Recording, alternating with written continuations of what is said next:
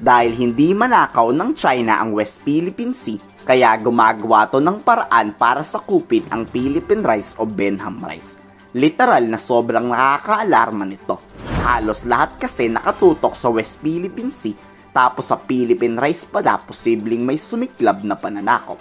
Sa social media post ng maritime expert at retired US Air Force General na si Ray Powell, makikita na may pumasok talagang 2 research vessel mula sa China at pinaniniwala ang pinag-aaralan ang ilalim ng Philippine rice. Depensa naman ng Foreign Ministry ng China, napadaan lang ang survey ship mula sa China at wala raw tong ginagawang mali. Kilala nga ang Philippine rice sa sobrang yaman sa mamahaling isda. Sa bidyong inilabas noon ng Oceana Philippines, kitang-kita mo kung gaano kaganda ang biyayang bigay sa Pilipinas. Sa sobrang ganda, gusto tong nakawin lahat ng China. Babala ng maritime expert kay Pangulong Marcos, dapat hindi pabayaan ni PBBM ang Philippine rice gaya ng pagpapabaya noon ni dating Pangulong Duterte. Dahil pag hinayaan ng China ang dumadaan-daan lang dito, baka sa susunod na taon may mga higanteng military bases na naman ang nakatayo mula sa Chinese. Huwag natin tutukan lamang ang West Philippine Sea. Kailangan pati ang kabaliktaran, lahat ng ating 200 nautical mile exclusive economic zone, kailangan paghandaan na natin protektahin yan. So kailangan protektahan natin hindi lang ang West Philippine Sea, ngunit ang Philippine rice, at iba't iba pang mga lugar. Idineklara taong 2012 na legal na pagmamayari ng Pilipinas ang Philippine rice at nare-respeto to noon ng Chinese Foreign Ministry. Pero ano na namang nangyari ngayon, China? Isang malaking kasinungalingan na naman ba ang pagre-respeto na yan? Pagigiit ng Armed Forces of the Philippines, wala namang dapat ikabahala. Agad-agad na pinalayas ang nakitang survey ship na yan ng Philippine Navy. Dito nangako ang AFP na ibang usapan na pag Philippine race na ang sasakupin ng China. Legal at pagmamayari talaga yan ng ating bansa.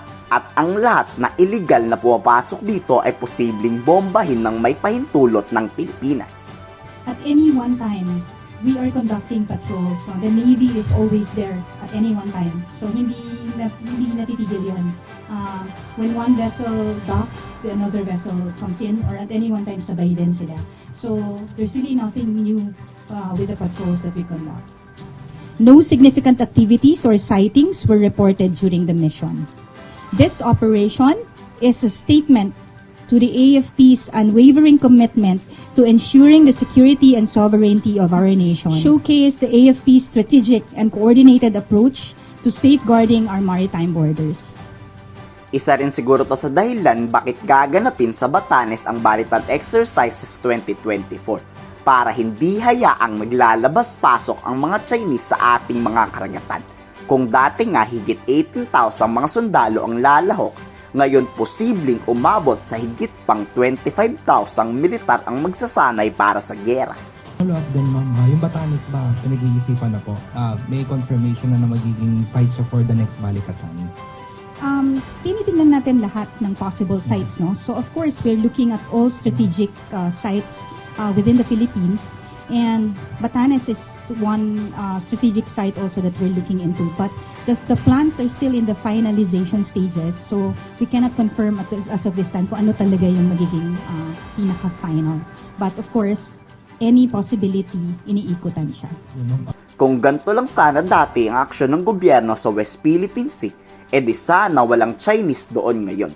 Kayo, nagugustuhan nyo ba ang patuloy na aksyon ng administrasyon sa panghihimasok ng China? Ikomento sa baba ang inyong saloobin.